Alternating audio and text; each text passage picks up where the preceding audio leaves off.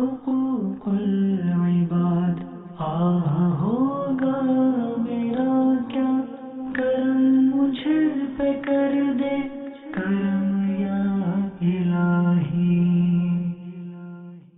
الحمد لله رب العالمين والصلاة والسلام على سيد المرسلين. أما بعد فأعوذ بالله من الشيطان الرجيم. بسم الله الرحمن الرحيم. والصلاة والسلام عليك يا رسول الله وعلى آلك وأصحابك يا حبيب الله.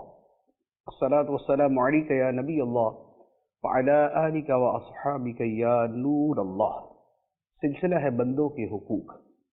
بندوں کے حقوق میں اولاد کے حقوق پر ہم نے پہلے 3 پروگرام کیے ہیں اور آج اس سلسلے میں چوتھا پروگرام ہے. آج کے پروگرام میں بطور خاص جو چیز ہے وہ یہ ہے کہ تربیت اولاد کا قرآنی منہج کیا ہے، قرآن مجید کا طریقہ کیا ہے کہ کس انداز میں اور کن چیزوں میں اولاد کی تربیت کی جائے.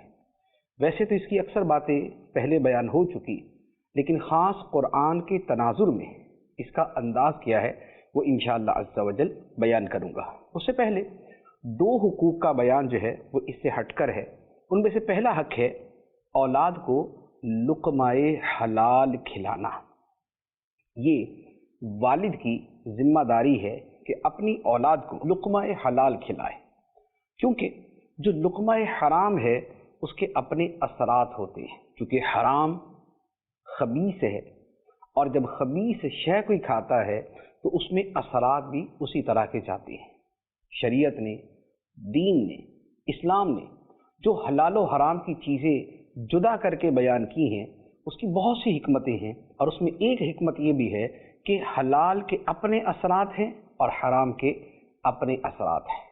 اب وہ اولاد کہ جو خود کما نہیں رہی، جن کے پاس خود اپنے کھانے پہننے کے لیے کچھ نہیں ہے، تو ان کی ذمہ داری ان کے باپ پہ ہوتی ہے، اور باپ جو ان کو پہناتا ہے، جو انہیں کھلاتا پلاتا ہے، تو لازمی بات ہے کہ اسی کے اثرات ان میں منتقل ہوں گے. تو اگر باپ نے اولاد کو لقمہ حرام کھلایا تو اس کا نتیجہ بہت دور تک اولاد کے اخلاق پہ، کردار پہ اور زندگی پہ ہوتا ہے. تو لہٰذا والد پر حق یہ ہے کہ وہ اولاد کو لقمہ حلال کھلائے. پھر اس کے ساتھ ملتا جلتا ایک دوسرا حق ہے، اور وہ یہ ہے کہ جیسے والد خود حلال کمائے گا، حلال کھائے گا، اولاد کو حلال کھلائے گا، اسی طرح وہ اپنی اولاد کو جب وہ سمجھنے کی عمر کو پہنچ جائیں، جب وہ شعور اور تمیز کی عمر کو پہنچ جائیں، تو وہ اپنی اولاد کو حلال و حرام کا فرق سمجھائے. ایک تو حلال و حرام کا بڑا وسیع دائرہ ہے جو پورے دین کو شامل ہے، جس میں زندگی کے تمام امور کے اندر حلال اور حرام کی فہرستیں ہیں. ایک تو اس اعتبار سے تربیت دینا ہے، لیکن یہاں جو میرا مطلوب ہے وہ ہے کہ اولاد کو خود حلال کمائی کے اوپر سمجھائے اور حرام کمائی سے ان کو بچائے. ان کی تربیت ایسی کرے کہ انہیں حلال اور حرام کا فرق پتہ ہو. اور ہمارے معاشرے میں اس شے کی جتنی ضرورت ہے کہ والدین، اہل خانہ بچوں کو حلال و حرام کے بارے میں سمجھائیں، سکھائیں، اس کی اہمیت شاید ہمارے معاشرے میں کسی پر پوشیدہ نہیں. کیونکہ جب ہم لفظ کرپشن استعمال کرتے ہیں، جب ہم رشوت کی بات کرتے ہیں، جب ہم سود کی بات کرتے ہیں، جب ہم لوٹ مار اور دوسرے کے حق مارنے کی بات کرتے ہیں، تو شاید ہمارے سر خود ہی ندامت سے جھک جاتے ہیں کہ ہمارے معاشرے میں اس حوالے سے جو صورتحال ہے وہ بڑی نازک، بڑی خطرناک اور بہت بری ہے. اور شاید ہمارے ملک کے بڑے مسائل میں سے، بلکہ شاید دنیا کے بڑے مسائل میں سے ایک بڑا مسئلہ جو ہے وہ رشوت اور کرپشن کا ہے. مال دنیا کی محبت حلال و حرام کی تمیز بلا دیتی ہے، اور پھر جو آسائشات زندگی ہیں ان کے حصول اور ان کی تکمیل جو ہے وہ انسان کو حلال کے راستوں سے پار کر کے حرام تک پہنچا دیتی ہے. اور پھر ہم بعد میں سر پکڑ کے روتے ہیں کہ جناب کسی دفتر میں چلے جائیں، بغیر رشوت کے کام نہیں ہوتا، ہمارا جائز کام ہے وہ بھی رشوت کے بغیر نہیں ہوتا. ہمارے گھر میں یہ چھوٹا سا کام تھا وہ بھی پیسے دیے بغیر نہیں ہوا، فلاں محکمے سے میرا واسطہ پڑا، وہاں تو چلتی ہی رشوت ہے، ہماری تو فائلیں وہ چلتی ہی تب ہیں کہ جب ان کو نوٹوں کے پہیے لگائے جائیں۔ یہ جتنی باتیں ہیں شاید ہمارے اخبارات اس سے بھرے پڑے، ہماری خبریں، ہماری نیوز اس سے بھری پڑی ہے، ہمارے دائیں بائیں اس کے مشاہدات موجود ہیں، ہمارے جائز کام بھی بغیر اس حرام رشوت دیے نہیں ہوتے۔ کیوں؟ اس لیے کہ دو چیزوں کے اندر کمی رہی۔ ایک کمی تو قانون کے نفاذ میں رہی کہ جن کا کام قانون نافذ کرنا اور حرام سے روکنا اور رشوت سے روکنا تھا وہ کمزور ہے، لیکن اس کے ساتھ دوسری بہت بڑی وجہ یہ ہے کہ ماں باپ نے اولاد کی تربیت اس حوالے سے کی نہیں کہ بیٹا صرف حلال کمانا، حرام کے قریب نہ جانا، حلال کی کم روزی پہ قناعت کرنا، حرام کی آسائشوں میں نہ پڑنا۔ اگر بچہ کما کے لائے تو ماں باپ اور اسی طرح بیوی اسے یہ کہنے والی ہو کہ ہمیں حلال کی کھلانا خواہ وہ تھوڑی ہو، حرام کی نہ کھلانا اگرچہ وہ بہت ہو، ہمیں سادہ کپڑے اور سادہ خوراک دے دینا لیکن ہو حلال سے، ہمیں جو ہے لگژریز کے اندر نہ ڈالنا جبکہ وہ حرام کی ہو۔ تو اگر ماں باپ نے بچپن سے حلال حرام سمجھائے ہوں اور اس حوالے سے تربیت کی ہو اور حرام کی خباثت اور کراہت اسے بتائی ہو اور اس کے دل کے اندر اس کی ناپسندیدگی اتاری ہو، تو پھر ہمارے ہاں جس قدر حرام پل چکا ہے اور بڑھ چکا ہے اور پنپ چکا ہے، شاید آج ہمارا معاشرہ ویسا نہ ہوتا۔ اس لیے والدین پر یہ ذمہ داری ہے، اور صرف والدین پہ نہیں، بیسیکلی تو یہ ذمہ داری جو ہے یہ مسجدوں کی بھی ہے، یہ مدرسوں کی بھی ہے، یہ علماء خطبہ کی بھی ہے، یہ اسکول کالج کے ٹیچرز کی بھی ہے، اور اسی طرح ریاست کی بھی ہے۔ لیکن چونکہ ابھی ہماری گفتگو والدین کے حوالے سے ہے، ہم اولاد کے حقوق جو والدین پر ہیں اس حوالے سے بات کر رہے ہیں، تو اس حوالے سے بڑا ضروری ہے کہ والدین ان چیزوں پہ فوکس کریں، اولاد کو یوں بے لگام نہ چھوڑیں، ان کو کمائی کے حوالے سے یہ نہیں کہ کبھی بات ہی نہیں کرنی، بس یہ ہے کہ پڑھائی کروا دی، نوکری مل گئی، اب اس نوکری میں حلال کرے حرام کرے، گھر میں بس ہر مہینے نوٹوں کی ایک موٹی سی گڈی آنی چاہیے۔ یہ نہیں، یہ والدین ہی کا فرض ہے، یہ ان کی بات ہی زیادہ مانی جائے گی، شاید بیوی کی بات شوہر اتنی نہیں مانے گا جتنی والدین کی بات مانے گا، تو لہٰذا والدین اس حوالے سے تربیت کریں۔ تو یہ ایک اہم حق تھا جو والدین کے اوپر ذمہ داری ہے کہ وہ اولاد کو حلال حرام کی تمیز کرائیں اور ان کی تربیت ایسے کرے کہ وہ یہ فرق رکھیں۔ اب اس کے بعد آ جائیے جو میں نے شروع میں بات کی تھی کہ قرآنی منہج اولاد کی تربیت کے حوالے سے کیا ہے۔ اللہ تعالیٰ نے قرآن مجید میں بہت سی ایسی چیزیں بیان فرمائی کہ جن کے اندر ایک بڑی انفرادیت ہے۔ ویسے تو قرآن کی ہر آیت جو ہے وہ ہدایت ہے، خواہ وہ علمی ہدایت ہو، عملی ہدایت ہو یا اعتقادی ہدایت ہو، لیکن اس کے ساتھ ساتھ بعض جگہوں پر جو اسلوب بیان ہے اور جو چیزوں کا بیان ہے وہ ہماری زندگی کے ساتھ بہت گہرا تعلق رکھتا ہے۔ انہی میں سے ایک مقام ہے جس کے بارے میں یہاں پر کچھ میں بیان کروں گا، اور یہ ہے سورہ لقمان کی کچھ آیتیں۔ سورہ لقمان جو ہے یہ حضرت لقمان رضی اللہ تعالی عنہ کے نام پر ہے، اور یہ ایک ایسی شخصیت ہے کہ جو بڑے حکمت والے تھے، جن کے بارے میں اسی صورت میں فرمایا کہ ہم نے لقمان کو حکمت، دانش مندی عطا کی، سمجھداری، دانش عطا کی۔ حضرت ایوب علیہ السلام کے آپ رشتہ دار ہیں اور یہ ان کے زمانے کے قریب کے فرد بنتے ہیں۔ اللہ تعالیٰ نے ان کا ایک واقعہ قرآن پاک میں بیان فرمایا، اور وہ واقعہ کیا ہے؟ وہ ہے اولاد کی تربیت کے بارے میں، جو ہمارا موضوع ہے۔ خاص اسی موضوع کے حوالے سے یہ واقعہ ہے کہ حضرت لقمان رضی اللہ تعالی عنہ، جنہیں رب فرماتا ہے کہ ہم نے حکمت عطا کی، ہم نے انہیں دانش مندی عطا کی، ہم نے انہیں سمجھداری عطا کی، تو حضرت لقمان کو جو دانش مندی ملی اس کے اظہار کی صورت کیا بنی وہ اللہ تعالیٰ نے آگے بیان فرمائی، اور وہ ہے اولاد کی تربیت۔ گویا اس میں ایک نقطہ یہ بھی ہے کہ انسان کی دانائی میں سے یہ بھی ہے کہ وہ اپنی اولاد کی تربیت اچھی کرے۔ اگر کوئی شخص اولاد کو بغیر تربیت کے چھوڑ دیتا ہے تو بھلے دنیا جہان کو بڑے بڑے مشورے دیتا پھرے اور بڑے بڑے لیکچر اور بھاشن دیتا رہے، لیکن اگر اس نے اولاد کو نہیں سمجھایا تو اس کی دانش کسی کام کی نہیں۔ ہاں، سمجھائے اولاد نہ مانے وہ ایک جدا مسئلہ ہے، لیکن باقی ساری دنیا کو تو بتاتا پھرے اور اولاد کو کبھی بیٹھ کے نہ سمجھائے اور اولاد بگڑ جائے تو یہ دانش مندی نہیں، یہ نادانی ہے۔ تو حضرت لقمان رضی اللہ تعالی عنہ کی جو دانائی ہے وہ اللہ تعالیٰ نے کیسے بیان فرمائی؟ فرمایا کہ ہم نے لقمان کو حکمت، دانائی عطا فرمائی، اور اب اس دانائی کا ظہور کیسے ہوا کہ اللہ تعالیٰ فرماتا ہے یاد کرو جب لقمان نے اپنے بیٹے سے فرمایا اور وہ اسے نصیحت کر رہے تھے، وَإِذْ قَالَ لُقْمَانُ لِابْنِهِ وَهُوَ يَعِظُهُ، اور یاد کرو جب لقمان نے اپنے بیٹے سے فرمایا اور وہ اپنے بیٹے کو نصیحت کر رہے تھے۔ یہ نصیحت کیا ہے؟ یہ ہے تربیت کا اسلوب۔ کون سی چیز کتنی اہم ہے، اس پہ کتنا فوکس ہوگا، اسے کتنا پہلے بیان کیا جائے گا اور کن کن چیزوں کو بیان کیا جائے گا، وہ ساری آیتیں یہاں پر اور ساری چیزیں یہاں پر بیان کی گئی۔ یہ سورہ لقمان کی آیت نمبر 13 سے لے کے آیت نمبر 19 تک یہ ساری آیتیں اسی موضوع کے حوالے سے کہ حضرت لقمان نے اپنے بیٹے کو کیا کیا نصیحتیں فرمائی۔ تو اب آپ دیکھیے کہ پہلی جو نصیحت ہے وہ فرمائی یا بنی لا تشرک باللہ ان الشرک لظلم عظیم، اے میرے بیٹے اللہ کے ساتھ شرک نہ کرنا، بے شک شرک ضرور بہت بڑا ظلم ہے۔ یہ ہے پہلی نصیحت۔ اس کے بعد دوسری نصیحت کیا ہے؟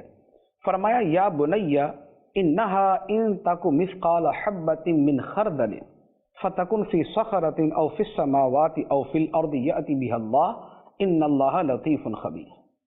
اے میرے بیٹے بے شک برائی اگرچہ رائی کے دانے کے برابر ہو، رائی کا دانہ سمجھ لیں چھوٹا سا، جیسے چاول کا دانہ ہوتا ہے نا، اسے بھی آپ چھوٹا سمجھ لیں، تو فرمایا کہ اے میرے بیٹے کہ برائی اگر رائی کے دانے کے برابر بھی ہو اور وہ کہاں پڑی ہو، فرمایا کہ کسی پہاڑ کی چوٹی پہ، یا وہ آسمانوں میں ہو، یا وہ زمین کے اندر ہو، وہ چھوٹی سے چھوٹی برائی اور اسی طرح چھوٹی سے چھوٹی اچھائی نیکی وہ جہاں بھی ہوگی، فرمایا یأتی بها اللہ، اللہ اسے قیامت کے دن بندے کے سامنے لے آئے گا کہ یہ تو نے کیا تھا۔ بندہ بھلے اس کو یوں کر کے دیکھے کہ یہ ہے گئی تو نظر بھی نہیں آ رہی، لیکن اللہ تعالیٰ بندے کے سامنے وہ اچھائی وہ برائی لے آئے گا کہ تو نے یہ کی تھی۔ تو یہ ہے دوسری نصیحت۔ تیسری نصیحت فرمایا یا بنی اقیم الصلاۃ وامر بالمعروف وانہا عن المنکر واصبر علی ما اصابک ان ذلک من عزم الامور۔ اے میرے بیٹے نماز قائم رکھنا اور اچھی بات کا حکم دینا اور برائی سے منع کرنا اور تجھے جو مصیبت پہنچے اس پہ صبر کرنا، بے شک یہ بات بڑی ہمت والے کاموں میں سے ہے۔ تیسری نصیحت کے اندر کئی چیزیں آ گئی۔ چوتھی نصیحت فرمایا ولا تصعر خدک للناس ولا تمشی فی الارض مرحا، اور اپنا رخسار لوگوں سے گفتگو کے وقت ٹیڑھا نہ کرنا، لوگوں سے ٹیڑھے منہ بات نہ کرنا، اور زمین میں اتراتے ہوئے نہ چلنا، اکڑتے ہوئے نہ چلنا، بے شک اللہ کو اترانے والا، فخر کرنے والا پسند نہیں ہے۔ یہ چوتھی نصیحت۔ پانچویں نصیحت فرمایا وقصد فی مشیک واغضض من صوتک ان انکر الاصوات لصوت الحمیر، اور اپنے چلنے میں اپنی چال کو درمیانی رکھنا، تیز سے یوں نہیں اور بالکل مریل ایسے بھی نہیں، اپنی چال میں درمیانی چال چلنا، اور اپنی آواز کو کچھ آہستہ رکھنا، چیخ کے نہیں، آہستہ آہستہ۔ بے شک سب سے زیادہ ناپسندیدہ آواز گدھے کی آواز ہوتی ہے، جو چیختا چلاتا ہے، جب بولتا ہے پورا محلہ سنتا ہے۔ تو یہ ہے پانچویں نصیحت۔ اب دیکھیں یہاں پر جو میں نے عرض کیا کہ منہج جو تربیت کا ہے وہ جو سامنے آیا وہ کیا ہے، اب ذرا غور کریں۔ اگر آپ پہلی بات کی طرف तवज्जो करेंगे जिसमें फरमाया ला तुश्रिक बिल्लाह, ए मेरे बेटे शिरक ना करना। ये शिरक ना करना, इसका ताल्लुक किसके साथ है? इसका ताल्लुक है ईमान और अकीदे के साथ। हजरत लुकमान रज़ी अल्लाह ताला अन्हु ने सबसे पहली बात जो अपने बेटे से फरमाई वो ईमान और अकीदे के बारे में, क्योंकि ईमान, सही अकीदा, फिर ईमान पर इस्तिकामत, सही अकीदे पर पुख्तगी, उसमें मजबूती, ये दीन इस्लाम की नज़र में और रब की बारगाह में सबसे अहम तरीन चीज़ है। ईमान का होना, अकीदे का सही होना, अकीदे पर इस्तिकामत, मरते दम तक उस पर डटे रहना, ये इस्लाम की नज़र में सबसे अहम तरीन चीज़ है।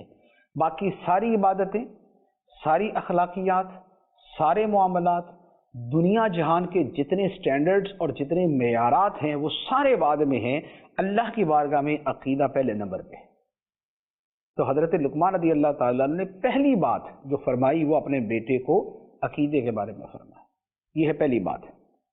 दूसरी बात कि अगर बुराई या अच्छाई छोटी से छोटी भी होगी और वो पहाड़ की चोटी पे हो या आसमानों की बुलंदी में हो या ज़मीन की गहराई में हो, अल्लाह ताला इसे ले आएगा।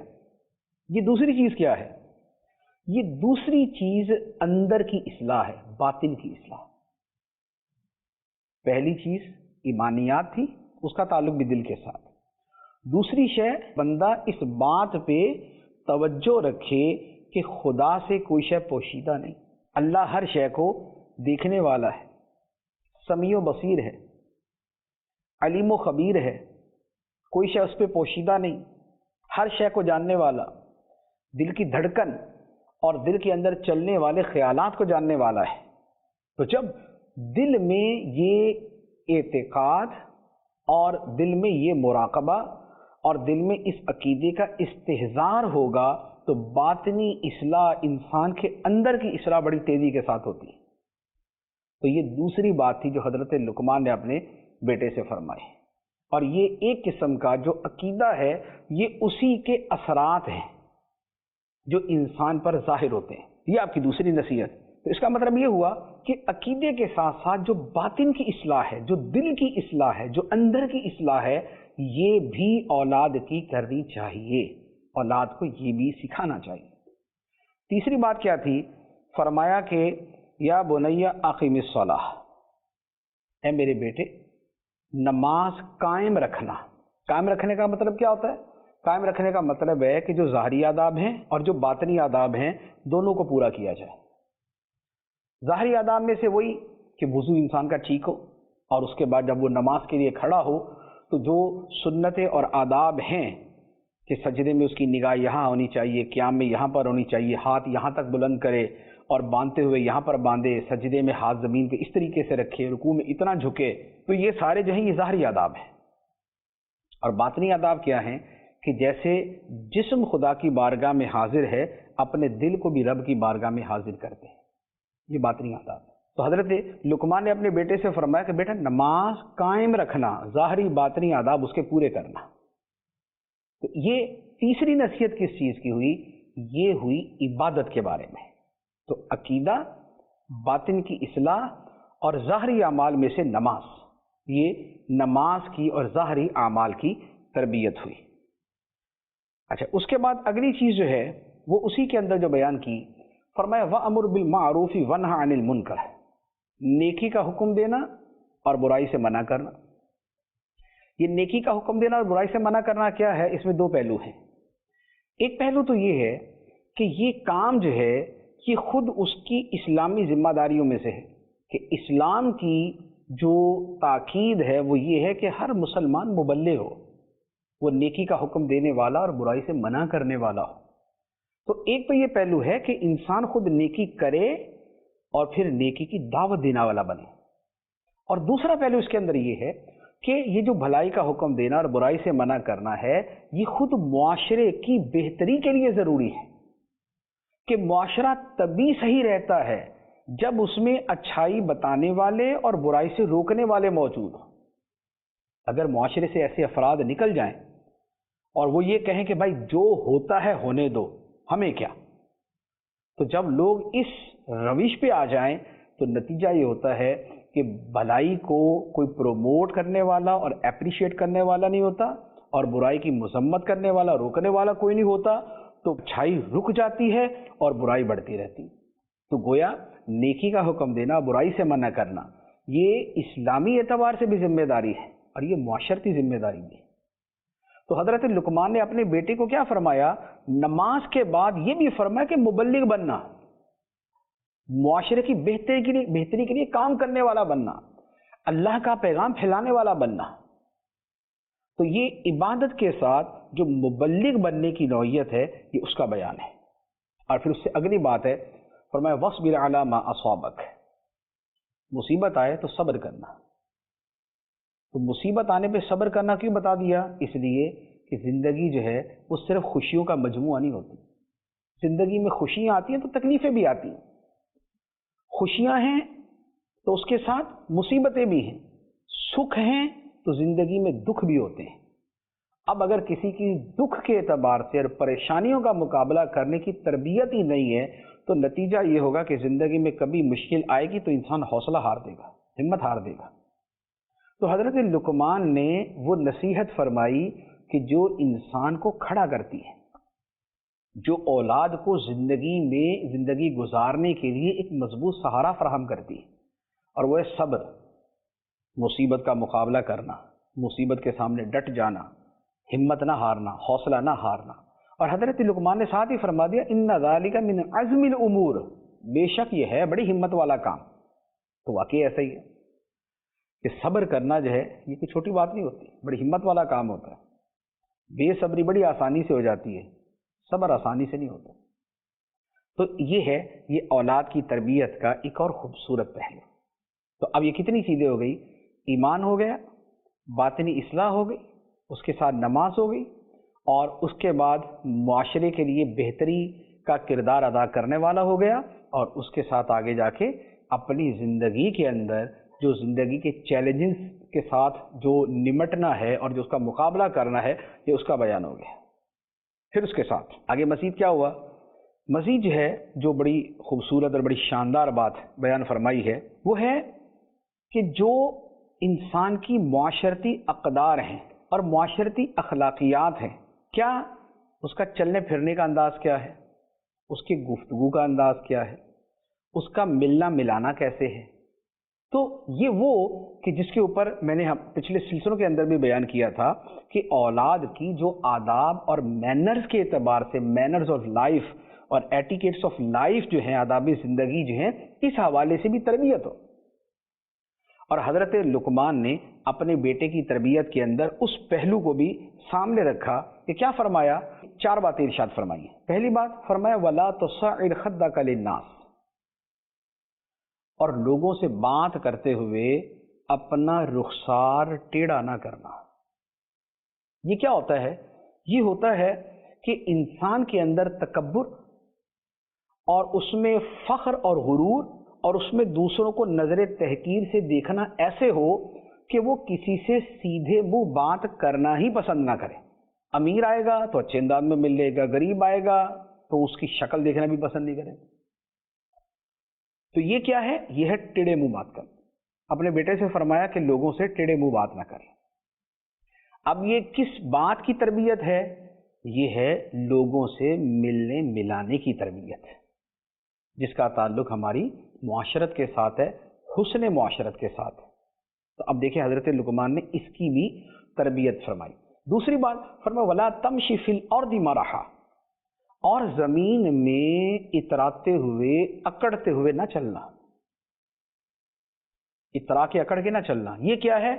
یہ ایک چلنے کا جو انداز ہے اس میں جو برا انداز ہے اس سے منع کیا۔ اس کا مطلب یہ کہ اچھے انداز کی رہنمائی کی۔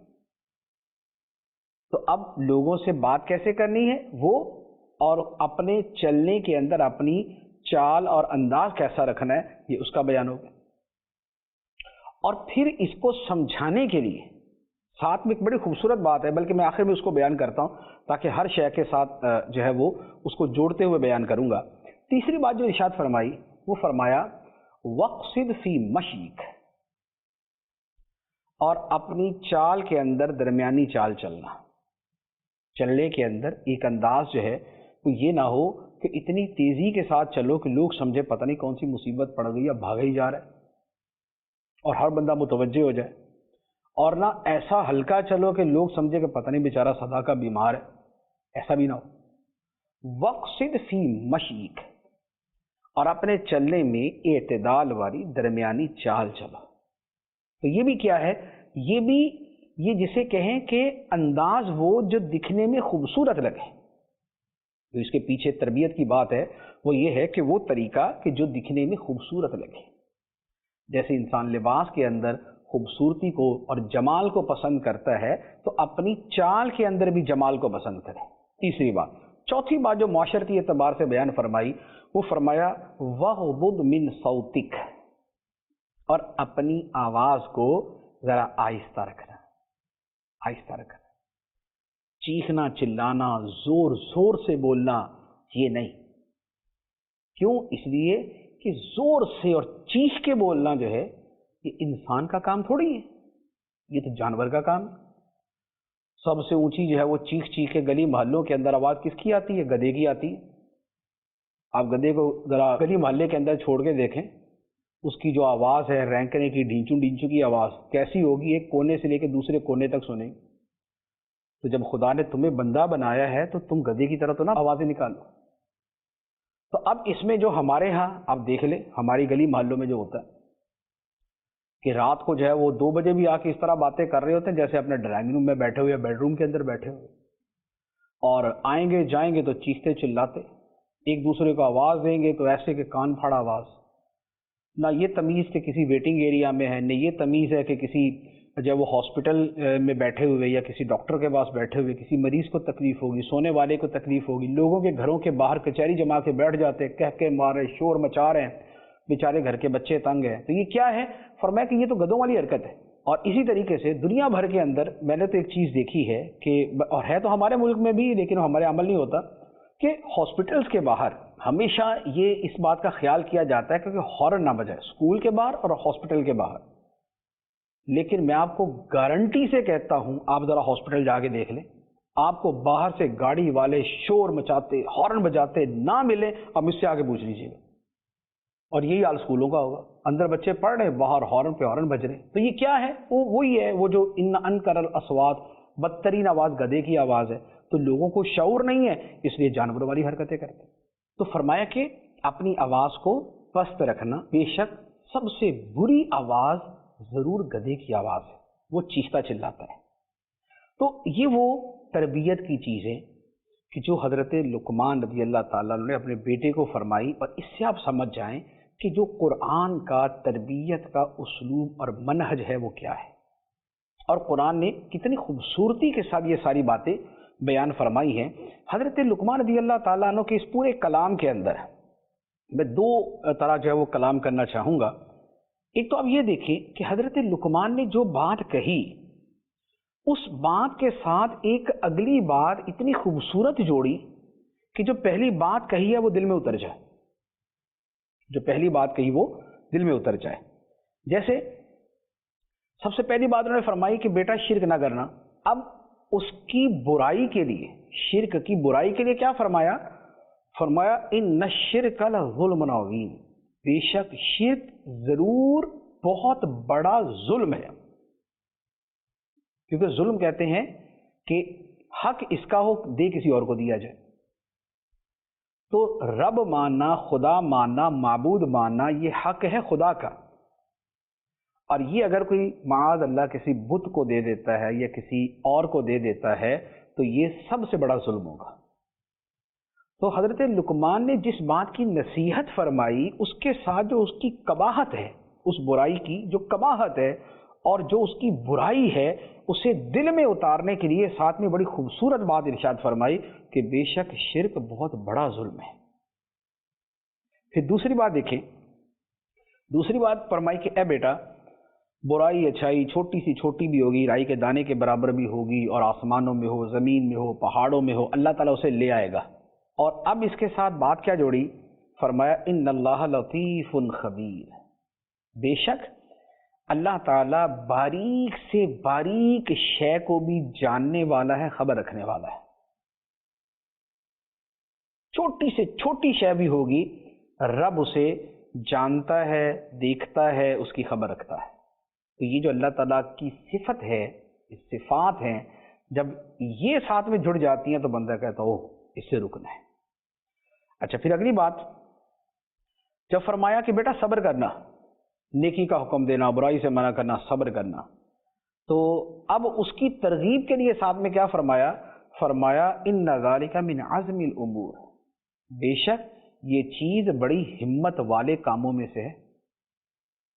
تو یہ جیسے ہوتا ہے نا کسی کو جوش دلانے کے لیے، جذبہ پیدا کرنے کے لیے کہا جاتا ہے بیٹا کرو، اور کام بڑا زبردست ہے، کام بڑا اعلیٰ ہے اور تم کر لو گے، تو حضرت لقمان رضی اللہ تعالیٰ نے اپنے بیٹے کو وہی ہمت دلائی اور وہی عالی حوصلگی اور بلند ہمتی کی طرف جو ہے وہ ان کو دعوت دی۔ اچھا، پھر فرمایا کہ اپنا رخسار ٹیڑھا نہ کرنا بات کرتے ہوئے، اور زمین میں اترا کے نہ چلنا، اکڑ کے نہ چلنا۔ اب اس کی برائی کے لیے فرمایا ان اللہ لا يحب كل مختال فخور، بے شک اللہ کو یہ اکڑنے والے، اترانے والے، یہ فخر کرنے والے پسند نہیں ہے۔ تو جو بات کہی اس کے ساتھ آگے اس کے متعلق وہ بات بیان کر دی کہ جس سے واقعتاً اس پہ عمل کرنے کا جذبہ پیدا ہو۔ اچھا، اسی طرح آگے جو بات آئی فرمایا کہ آواز کو ذرا آہستہ رکھنا، پست رکھنا۔ تو اب نیچرلی جو ہے بعض لوگ ذرا لاؤڈ ہوتے ہیں اور وہ جب بھی بات کرتے خیال ہی نہیں کرتے اس بات کا۔ تو اب ساتھ میں کیا جوڑا اس کے؟ فرمایا کہ بے شک سب سے بری آواز گدھے کی آواز ہے۔ تو انسان کو احساس ہو جائے جب وہ چیخ چیخ کے بولنے لگے، اور جب وہ رات کو گھروں کے سامنے بیٹھ کے لوگوں کی نیندیں خراب کرے، اور جب بے وقت آ کے شور مچائے یا گھر کے اندر ہی اتنا چیخے چلائے، تو اس کے ذہن میں آ جائے کہ یہ بندے انسان کی آواز نہیں ہے، گدھے کی آواز ہے۔ تو یہ دیکھیں حضرت لقمان رضی اللہ تعالیٰ عنہ کی نصیحت میں ایک دوسرا پہلو یہ ہے کہ ایک تو نصیحتیں بڑی جامع قسم کی اعلیٰ قسم کی نصیحتیں، اور دوسرا ان نصیحتوں کے ساتھ ہر ایک کے ساتھ ایک ایسی بات کو جوڑ دیا کہ وہ نصیحت دل میں اتر جائے۔ تو اولاد کو سمجھانے میں ان دونوں پہلوؤں کا خیال رکھا جائے۔ ایک تو یہ ہے کہ نصیحت زندگی کے سارے امور میں ہو، اس میں دین بھی آئے، اس میں عقیدہ بھی آئے، اس میں اخلاقیات بھی آئے، اس میں نماز بھی آئے، اس میں معاشرتی چیزیں بھی آئیں، اس میں رہنا سہنا بھی آئے، اس میں خدمت دین کا جذبہ بھی آئے، یہ ساری چیزیں آ جائیں۔ تربیت جو ہے وہ جزوی تربیت نہیں ہونی چاہیے، پارشل نہیں ہونی چاہیے کہ بس جو ہے وہ مال کمانا تو سکھا دیا، باقی اللہ اللہ خیر صلی اللہ، یا اس کو صرف عقیدہ سکھا دیا، باقی چیزیں کچھ بھی نہیں سکھائی، یا اس کو نماز تو سکھا دی لیکن حلال حرام کا فرق نہیں سکھایا، یا اس کو مینرز تو بڑے شاندار سکھائے کہ جو بھی آتا بڑا خوش ہوتا ہے، یار ماشاءاللہ بچے کتنے سلجھے ہوئے بچے ہیں۔ وہ سلجھے ہوئے بچے تو ہیں لیکن نماز نہیں پڑھتے، وہ سلجھے ہوئے بچے تو ہیں لیکن ان کے اندر دین نام کی کوئی چیز نہیں ہے۔ وہ بچے بڑے سلجھے ہوئے ہیں، بات کرنے میں، کھانے پینے کے اندر بڑے سلجھے ہوئے ہیں، لیکن خدا کے بارے میں ان کے دل میں کچھ نہیں ہے۔ تو یہ نہیں، تربیت یہ ہے کہ ٹاپ ٹو باٹم، اوپر سے لے کر نیچے تک جو اسلام کی تعلیمات ہیں ان سب کے حوالے سے تربیت کی جائے۔ تو ایک تو یہ پہلو سیکھنے کو ملا کہ تربیت جو ہے وہ ہمہ جہت ہونی چاہیے، جامع ہونی چاہیے۔ اور دوسری بات اس کے ساتھ یہ ہے کہ تربیت کے اندر ہمیشہ جو سمجھانے کا انداز ہے وہ بڑا پازیٹیو ہونا چاہیے، وہ دل میں اتارنے والا ہونا چاہیے، آرڈر نہیں ہونا چاہیے صرف۔ ہمارے ہاں بعض لوگ اولاد کی تربیت کے اندر یہ بھی ایک حرکت کرتے ہیں اور اس کی وجہ سے تربیت نہیں ہوتی، الٹا اولاد بگڑ جاتی ہے، بلکہ اس کو تربیت سے نفرت ہو جاتی ہے۔ وہ کیا ہے کہ بچے کی تربیت کی بجائے اس سے ڈائریکٹ جو ہے بالکل ایک ایسا کمانڈ اینڈ آرڈر دیتے ہیں کہ بچہ کہتا اوہ، وہ بیچارہ ڈر کے مارے تو کر لے گا، دل سے نہیں کرے گا۔ بچے کو نماز کا بولا نا تو نماز کا ایسے بولا کہ بچے کی روح کانپ جائے۔ تو ایسے نہیں، آپ نماز کی محبت ڈالیں، آپ نماز کی محبت اس کے دل میں ڈالیں تاکہ بچہ اس محبت سے نماز پڑھے، آپ کے ڈر سے نماز نہ پڑھے صرف۔ اسی طرح اخلاقیات ہے تو اخلاقیات کو وہ یوں اپنائے کہ اسے یہ لگے کہ ہاں میں اچھا انسان بنوں اور مجھے ایسا ہونا چاہیے۔ یہ نہیں ہے کہ بچہ یہ بول لے کہ بس یہ کیا کریں، مجبوری کا نام شکریہ، مرتا کیا نہ کرتا، ابا نے یہی کہا ہے تو یہ کرنا پڑے گا، یہ نہیں۔ تو بعض اوقات ماں باپ جو ہے وہ سوائے ڈانٹنے کے کوئی کام ہی نہیں کرتے۔ باپ ہے جب آئے گا وہ ڈانٹے گا، ماں ہے اس نے ہر چھوٹی بڑی بات کے اوپر ڈانٹ ڈپٹ اور بس مار دھاڑ اور برا بھلا بس یہی کر رہا ہے۔ ایسے گھروں میں تربیت نہیں ہوتی، یہ آپ یاد رکھیے گا، اور ایون الٹا ماں باپ اور اولاد کے درمیان دوری پیدا ہو جاتی ہے۔ تو اب حضرت لقمان رضی اللہ تعالیٰ عنہ کا جو انداز تربیت ہے، آپ ذرا اس پہ غور کریں تو کتنا خوبصورت ہے۔ بڑے پیار سے فرماتے ہیں یا بنیا، اے میرے بچے، اے میرے بچے۔ بلکہ جو بنیا ہے یہ تصغیر کا صیغہ ہے، یہ یعنی کہ اس کے اندر یوں کہہ لیں کہ لاڈ اور پیار کا مفہوم بھی ہوتا ہے، کہ ایک ہے میرے بیٹے اور ایک ہے اس کے اندر بھی ایک لاڈ پیار کا جو فیکٹر ہے وہ ڈالنے کے لیے اس کو تصغیر کے صیغے کے ساتھ تعبیر کیا جاتا ہے کہ اے میرے پیارے بچے، اے میرے پیارے پیارے بچے۔ تو یہ تھوڑا سا اس انداز میں تصغیر کا ترجمہ نہیں کر رہا، لیکن اس کا جو اس کے پیچھے مقصد ہے اس مقصد کو اس کے اندر ایڈ کر کے عرض کر رہا ہوں۔ تو یہ ہے مخاطب کرنے کا انداز، پھر اس کے بعد آگے بات، اور پھر اس کے ساتھ جو اس کی فضیلت یا اس کی جو مذمت ہے وہ بڑے احسن انداز کے اندر اس کے سامنے بیان کر دی۔ تو لہذا تربیت جو ہے وہ 99% جو ہے وہ پیار سے ہوتی ہے، وہ محبت سے ہوتی ہے، وہ نرمی سے ہوتی ہے، وہ شفقت سے ہوتی ہے۔ کہیں کہیں کبھی کبھی کسی بات پہ سختی کرنی پڑتی ہے، اس کی شریعت نے اجازت بھی دی ہے اور اس کی شریعت نے حدود بھی بیان کی ہے، لیکن وہ آخری سٹیپ ہوتا ہے، پہلا نہیں۔ وہ جو سختی کے ساتھ تربیت کرنے کا ہے وہ ہے آخری سٹیپ، نہ یہ کہ شروعات ہی وہاں سے لی جائے تو آخر کیا کریں گے، بچہ مار دیں گے کیا۔ تو لہذا پیار سے شروع کریں اور پیار کرنا بھی سیکھ لیں کہ بچے سے پیار کیسے کرنا ہوتا ہے۔ بچے سے پیار کا یہ مطلب نہیں کہ ایک مرتبہ تو کہا بیٹا اور اگلی مرتبہ مارا تھپڑ اور کہہ دیا میں پیار سے سمجھایا تھا، پہلے میں نے مانا ہی نہیں تو یوں سمجھانا پڑا۔ تو یہ پیار نہیں ہے، یہ پیکج کے اندر گویا اصل میں مکہ ہی تھا، تھپڑ ہی تھا۔ تو لہٰذا تربیت کا جو انداز یہاں قرآن کے اندر بیان ہوا، تھوڑا سا اسے فوکس کریں، انشاءاللہ اس کی برکتیں دیکھیں گے۔ اور پھر ایک اور چیز کہ آپ یہ دیکھیں کہ حضرت لقمان رضی اللہ تعالیٰ نے تربیت کے اندر ایک بڑی اہم چیز کیا سامنے رکھی کہ اللہ تعالیٰ کا لطیف ہونا، خبیر ہونا، وہ ہر باریک سے باریک بات کو جانتا ہے، خبر رکھتا ہے، ہر شے کو دیکھنے والا ہے، کوئی شے اس سے پوشیدہ نہیں، کوئی شے اس کی قدرت سے باہر نہیں۔ یہ ہے خدا سے دل کا تعلق جوڑنا۔ آپ یقین کیجئے کہ اگر اولاد کے دل کا تعلق ہم اللہ اور اس کے پیارے محبوب صلی اللہ علیہ وآلہ وسلم کے ساتھ جوڑنے میں کامیاب ہو جائے نا، تو یوں سمجھیں کہ ہماری تربیت کی ہزاروں چیزیں جو ہے وہ اس کے اندر آ جائیں گی، ہماری تربیت کی ہزاروں چیزیں اس کے اندر آ جائیں گی۔ ہوتا یہ ہے کہ اس والے پہلو پہ توجہ نہیں ہوتی، اللہ کی محبت اور اللہ کی عظمت اور پیارے آقا صلی اللہ علیہ وآلہ وسلم کی محبت، یہ والی چیزیں جو ہے یہ تھوڑی سی بس جو ہے نا جسٹ فار دا ٹیسٹ جو ہے نا ساتھ ساتھ چل رہی ہوتی ہیں، اور تربیت سمجھتے ہیں کہ اس سے ہٹ کے کرنی۔ حالانکہ آپ یہ محبتیں جو ہے یہ دل میں پیدا کریں اور تربیت کو اس کے ساتھ جوڑ دیں، پھر آپ دیکھیے گا کہ پھر اس تربیت کے جو اثرات ہیں وہ کتنے خوبصورت ہوتے ہیں اور کتنے زیادہ ہوتے ہیں۔ تو یہ اولاد کی تربیت کا ایک قرآنی منہج جو ہے وہ میں نے آپ کے سامنے بیان کیا ہے۔ اللہ تعالی ہمیں عمل کی توفیق عطا فرمائے، آمین، بجاہ النبی الامین صلی اللہ علیہ وسلم۔ حقوق العباد ہوگا